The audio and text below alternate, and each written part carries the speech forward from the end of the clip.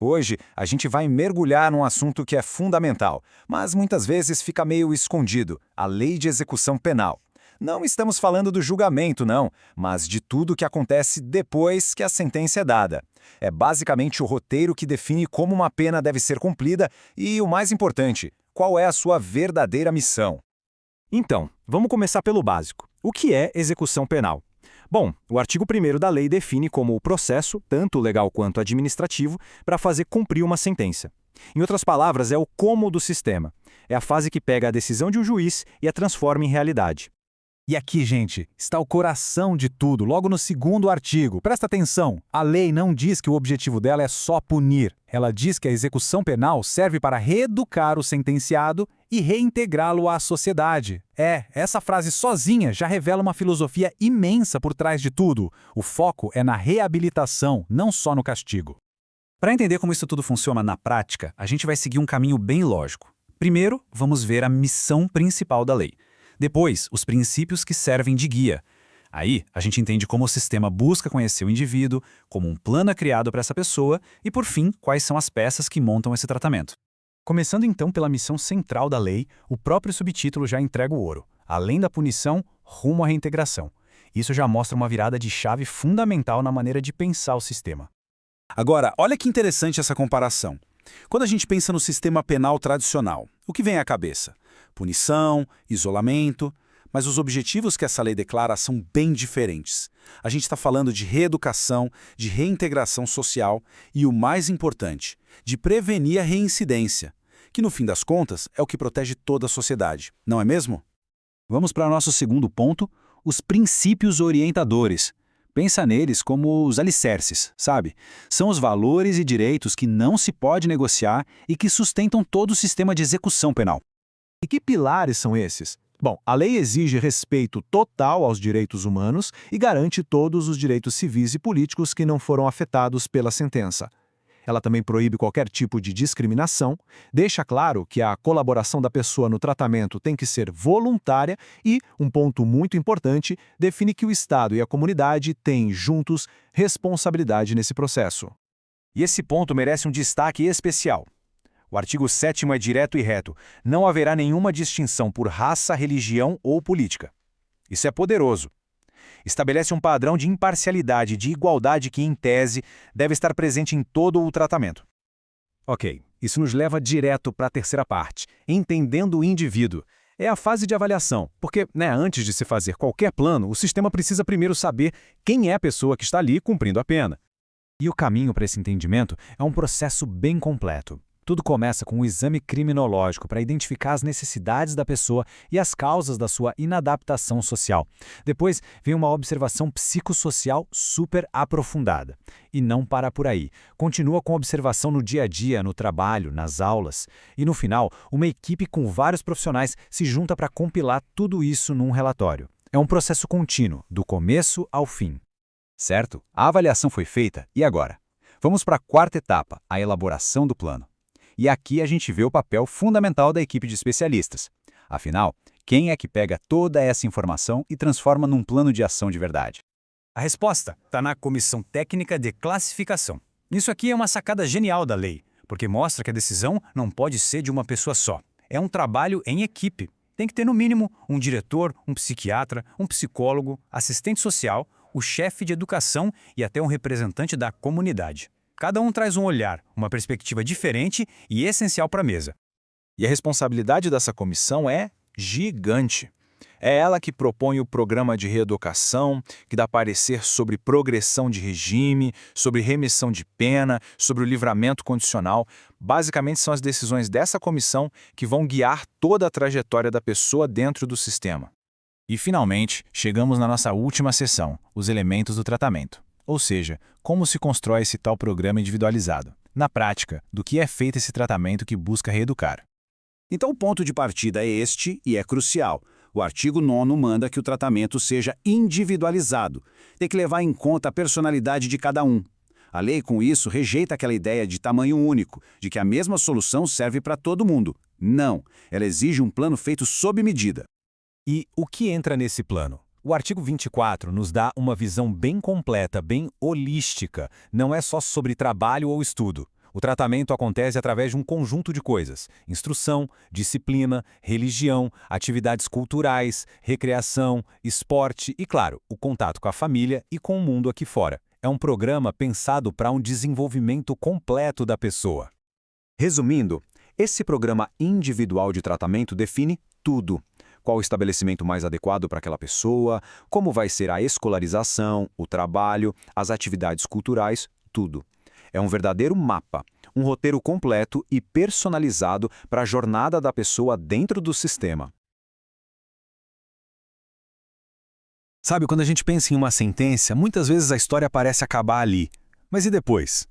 Hoje a gente vai olhar para o que a própria lei diz sobre o caminho de volta para a sociedade. Vamos usar o texto da legislação como um mapa, sabe? Para entender como funciona, na teoria, a reintegração. Bom, para começar, vamos com uma pergunta que meio que guia tudo. Para que serve uma prisão, além de punir? A resposta que a própria lei dá para isso pode surpreender muita gente. E tá aqui a resposta. A lei basicamente desenha um caminho, um percurso, que é sustentado por dois pilares: educação e trabalho. E como a gente vai ver, a forma como a lei trata cada um deles é bem diferente. Vamos começar com o primeiro pilar, então, a educação. A lei coloca isso não só como um jeito de aprender, mas na prática como uma chance de começar de novo, sabe? Uma verdadeira lousa em branco.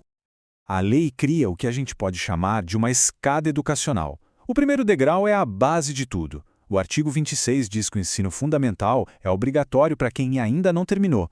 Daí para cima, as portas se abrem. Tem ensino médio, acesso à faculdade e até cursos à distância. E aqui, a lei entra num detalhe bem específico sobre como deve ser esse ambiente de aprendizado. Para uma sala de aula comum, o artigo 28 bota um limite, no máximo 30 estudantes. Mas olha só o que acontece quando a turma precisa de uma atenção especial. O número de alunos cai pela metade, 15 no máximo. Isso mostra que a ideia é ter um ensino mais focado, mais próximo, né? E esse ponto aqui, gente, é talvez um dos mais importantes de toda essa parte sobre educação.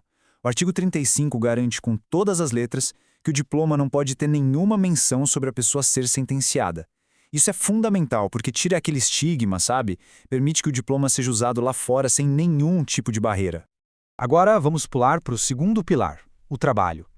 Se a educação é apresentada como uma oportunidade, o trabalho vem de um jeito bem diferente. Ele é um caminho obrigatório. O artigo 39 é bom, ele é direto ao ponto. O trabalho é obrigatório. Simples assim, é uma parte central do cumprimento da pena. Não tem muita negociação, tirando algumas raras exceções que a própria lei prevê. Mas calma, obrigatório não quer dizer que é de qualquer jeito. A lei exige que a escolha do trabalho leve em conta as aptidões da pessoa, a capacidade física, o intelecto e, o mais importante, os objetivos da ressocialização. A ideia não é só ocupar o tempo, é preparar para o futuro. E assim como aqui fora, lá dentro tem regras. O artigo 40 deixa bem claro. A jornada diária não pode passar de 8 horas. Ou seja, é um ambiente de trabalho regulado com limites bem definidos. Ok, então o trabalho é obrigatório e tem regras. Mas onde ele acontece? A lei cria dois espaços bem diferentes. E isso constrói uma ponte super importante entre a prisão e o mundo lá fora. Então, de um lado, tem o trabalho interno, que é focado em desenvolver habilidades ali mesmo, dentro dos muros. Do outro lado, tem um passo importantíssimo, que é o trabalho externo. Ele permite que a pessoa trabalhe na comunidade, em obras e projetos, mas, claro, isso exige um nível de confiança e responsabilidade bem maior. E esse número aqui ilustra essa conexão de um jeito brilhante. O artigo 39 determina que até 10% das vagas em contratos de obras públicas do Estado precisam ser reservadas para sentenciados. É uma ponte direta prevista em lei para a reintegração no mercado de trabalho. Mas não dá para falar de trabalho sem falar de pagamento e direitos, né? Então, como a lei lida com isso? Vamos ver agora as regras sobre o dinheiro, as proteções e o mais importante, para onde vai o que é ganho. Olha só, a remuneração não é toda igual. Para o trabalho interno, o mínimo é 75% do salário mínimo. Mas se a pessoa tem uma qualificação ou mostra bom comportamento, pode ganhar um bônus de 25%. Agora, em alguns trabalhos externos, a regra é clara. O pagamento tem que ser igual ao de um trabalhador livre. É um incentivo e tanto. E o dinheiro que se ganha no trabalho externo, para onde vai? O artigo 54 já define o destino. Uma parte pode ir para indenizar vítimas, outra para ajudar a família, e o que sobra vai para uma poupança, Um dinheirinho que a pessoa recebe quando sai em liberdade. É uma lógica de responsabilidade e de preparo para o futuro. O sistema também garante proteções importantes. Tem que ter seguro contra acidente de trabalho, as mesmas leis de higiene e segurança que valem aqui fora, valem lá dentro. E tem direito a descanso, 1 dia por semana e, depois de 12 meses de bom trabalho, até 1 mês de descanso por ano. Não é um trabalho sem regras, de jeito nenhum. Olá, vamos lá. Hoje a gente vai mergulhar num texto legal para entender uma coisa super importante. O que acontece depois de uma sentença. A gente vai analisar toda a estrutura que define a vida de uma pessoa condenada e, olha, vai muito além daquela ideia simples de punição, sabe? É um universo de direitos e deveres, tudo focado na reabilitação. Então, a pergunta principal que vai guiar toda a nossa conversa é essa. O que a lei, de fato, estabelece para o dia a dia, para a mente e para o futuro de quem está cumprindo pena? É exatamente isso que a gente vai desvendar agora, usando os próprios artigos da lei como se fosse o nosso mapa. Olha só o nosso roteiro de hoje. A gente vai passar por 5 áreas principais. Primeiro, vamos ver qual o objetivo que vai além da punição. Depois, a gente mergulha na vida interior do sentenciado, nas conexões dele com o mundo aqui fora, no direito à visita íntima e, por fim, no caminho de volta para a liberdade. Ok, vamos começar por aqui. A primeira coisa que a lei já deixa claro é que o objetivo não é só isolar a pessoa. Existe uma intenção muito clara de transformação. E o que é realmente incrível é essa frase aqui, tirada do artigo 65. Ela revela, o coração da lei. A meta final é fazer a pessoa se enxergar de novo como uma cidadã, como parte da comunidade. Isso muda completamente a perspectiva, né? Deixa de ser só punição para ser reabilitação. Agora, vamos olhar para dentro. A lei não trata a pessoa só como um número, não. Ela reconhece e, mais importante, protege a vida pessoal, mental e até espiritual de cada um. O artigo 60, por exemplo, é bem direto. A liberdade de crença é um direito fundamental garantido. O que isso quer dizer na prática? Que a dimensão espiritual da pessoa é respeitada, permitindo a prática da religião, o acesso a livros, claro, desde que a ordem do lugar seja mantida. E isso aqui ilustra muito bem uma abordagem completa. Pelo artigo 62, tanto o bem-estar físico quanto o mental precisam ser promovidos, ou seja, não é só sobre manter o corpo ocupado com esportes, mas também sobre estimular a mente com cultura e lazer. Mas é claro que a reabilitação não acontece numa bolha, né? Por isso, a lei também reconhece como é vital manter os laços com a família e com a sociedade. E aqui a gente vê uma definição de família bem moderna, bem inclusiva. O artigo 66 não protege só o casamento tradicional. Ele estende esse direito de manter laços para uniões estáveis, para uniões homoafetivas e, claro, para o parentesco. É um reconhecimento muito importante da diversidade dos laços de afeto. Bom, agora a gente entra num tópico bem específico e que sempre gera debate, mas que a lei trata com muito detalhe: o direito à visita íntima. E olha, longe de ser uma coisa solta, o artigo 67 estabelece um processo super bem estruturado. É preciso indicar um único parceiro, tem que comprovar o vínculo, a visita precisa ser num local digno e ainda tem toda uma preocupação com a saúde, com apoio médico para prevenção. E o controle é tão detalhado que a lei chega a estipular o que acontece se um relacionamento acabar. Olha só, é preciso esperar 6 meses antes de poder indicar uma nova pessoa para visita íntima. Isso mostra o nível de formalidade do processo todo.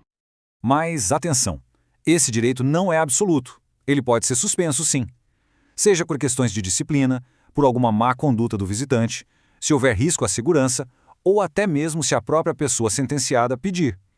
É um direito que vem com responsabilidades bem claras. Chegamos na nossa sessão final, que mostra como a lei estrutura essa jornada de volta para a sociedade. E é um processo gradual, todo baseado em avaliação. O conceito-chave aqui, que vem do artigo 68, é a evolução do tratamento. O que isso significa? Que a pena não é algo estático, parado no tempo. O comportamento e o progresso da pessoa são sempre avaliados para decidir se ela pode ir para um regime mais brando ou se, pelo contrário, precisa regredir. O artigo 69 basicamente transforma essa avaliação numa via de mão dupla. Uma avaliação positiva abre a porta para a progressão de regime. Agora, uma avaliação desfavorável pode levar à regressão. No fim das contas, o caminho depende diretamente das ações e do progresso de cada um. E aqui a gente consegue visualizar o percurso todo. Começa com um plano de tratamento, aí passa por avaliações periódicas feitas por uma comissão técnica. Essas avaliações precisam ser validadas por um juiz e tudo isso culmina, lá perto do fim da pena, num relatório final que projeta o futuro da pessoa em liberdade. É um sistema, um processo com etapas bem definidas.